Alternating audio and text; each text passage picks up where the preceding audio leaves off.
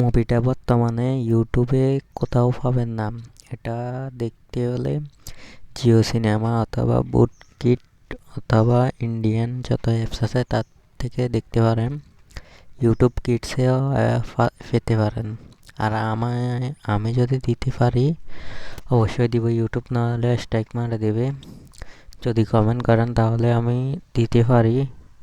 সবাই কমেন্ট করেন মুভিটার জন্য, লাইক কমেন্ট করেন। কমেন্ট বেশি করলে তারপরে এই মুভিটা দিতে পারি আমি। ভালো করে কমেন্ট করে যান, পার্ট একটা দুটা করে আমি ইনশাল্লাহ দেওয়ার চেষ্টা করবো, ইনশাল্লাহ।